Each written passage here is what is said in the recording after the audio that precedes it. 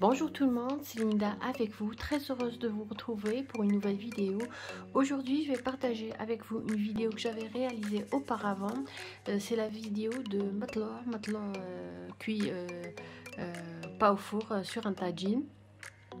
Surtout cette vidéo c'est pour les débutantes. Je peux vous assurer que le résultat il est juste excellent si vous suivez toutes les étapes de la réalisation. Sans plus tarder, nous allons passer à la liste des ingrédients. Pour ce qui est des ingrédients notre matelot, j'aurai besoin de 500 g de farine tamisée, j'aurai besoin de 350 ml d'eau tiède, une cuillère à soupe de levure boulangère sèche, 5 cuillères à soupe d'huile tournesol, une cuillère à soupe de sucre et une cuillère à café bombée de sel. Pour les besoins de la vidéo, je vais utiliser le pétrin, mais tout simplement ce pain ne nécessite pas de pétrissage. Là, dans le bol de mon pétrin, je vais mettre l'eau tiède. Je vais ajouter une cuillère à soupe de levure boulangère et une cuillère à soupe de sucre cristallisé. Je vais ajouter les 5 cuillères à soupe d'huile tournesol. Je vais ajouter une cuillère à café de sel. Comme je vous ai dit, ce pain ne nécessite pas de pétrissage. Je vais tout simplement ramasser la pâte, c'est tout. Donc je ne vais pas utiliser le crochet parce que généralement on utilise le crochet pour pétrir la pâte. Mais je vais juste ramasser la pâte. Je vais mélanger à l'aide d'une cuillère. Et tout simplement je vais ajouter progressivement ma farine tamisée. Et je vais juste ramasser la pâte, c'est-à-dire cette étape, vous pouvez la réaliser tout simplement à la main. Voilà ma pâte, comme vous voyez, c'est une pâte très collante. C'est ça le secret de réussir le pain, le matelot. Pour tout type de matelot, la pâte doit être collante. C'est ça l'astuce pour réussir un bon pain et un pain léger et bien aéré. Là, qu'est-ce que je vais faire? Je vais couvrir d'un film alimentaire et laisser doubler de volume. Moi, généralement, je mets ma pâte dans mon four éteint et je mets à côté un bol qui contient de l'eau bouillante. Ça permet, si vous voulez, la pâte, elle augmente de volume rapidement, surtout quand il fait frais. Voilà ma pâte, comme vous voyez, je viens de la faire sortir du four. Comme vous voyez, elle a doublé de volume. Je vais d'abord dégazer à l'aide d'un coupe-pâte, c'est très important surtout pour une débutante, et partager la pâte en 3 boules équitables. Là, comme vous voyez, j'ai fariné mon plan de travail. Comme vous voyez, c'est très pratique d'utiliser un coupe-pâte, surtout pour les débutantes.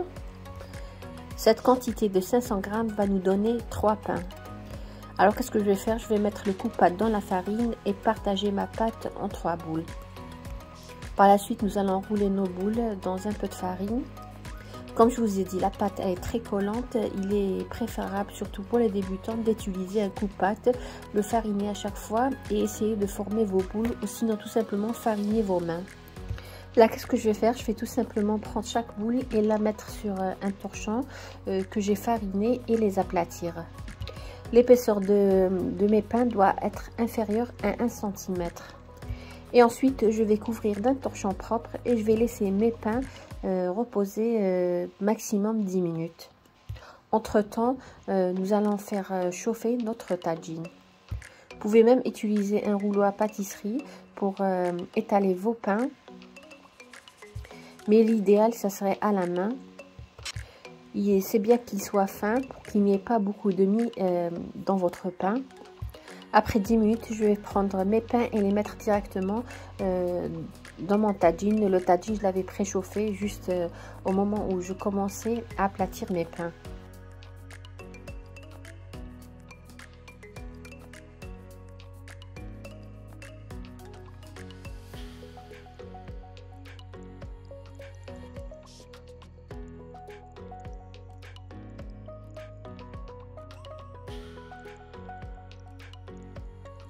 Je vais la mettre directement dans mon tagine préchauffé.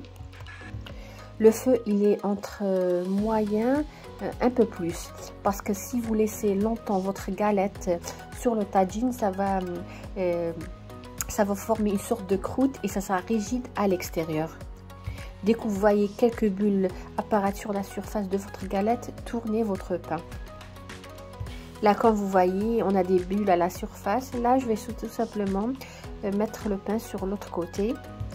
On essaie de voir si elle a pris une belle couleur d'en bas. Nous allons tourner directement notre pain.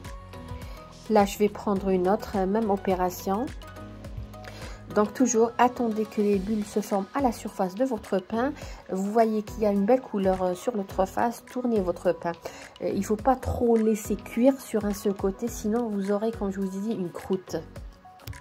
Voilà, comme vous voyez, notre première galette, très souple, élastiquée, bien aérée. Toujours le pain, il faut le laisser refroidir avant de couper, c'est très très important. Voilà notre pain d'aujourd'hui, le matelot à la farine, facile, sans pétrissage, un matelot inratable. Là, je vais couper, vous allez voir à l'intérieur, vraiment très aéré, léger, vraiment trop bon. Une recette vraiment qui mérite d'être essayée. Donc, on va couper et voir comment il se présente à l'intérieur. Regardez-moi ce pain, il est juste magnifique, bien aéré. Comme vous voyez, il y a des alvéoles, il est léger, pas trop épais. Moi, personnellement, on n'aime pas la mie de pain dans le pain.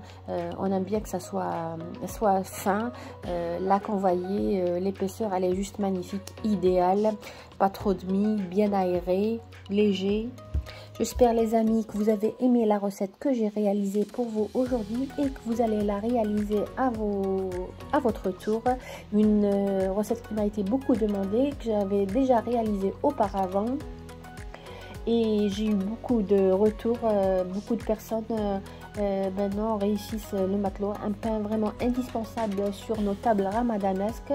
J'espère que vous avez aimé la recette d'aujourd'hui, que vous allez la réaliser à votre tour sur ce bon matelot, sur ce bon et beau matelot. Je vous dis merci de m'avoir suivi le long de cette vidéo. Je vous souhaite une agréable journée et attendez d'autres nouvelles vidéos à venir cette semaine. Merci et agréable journée.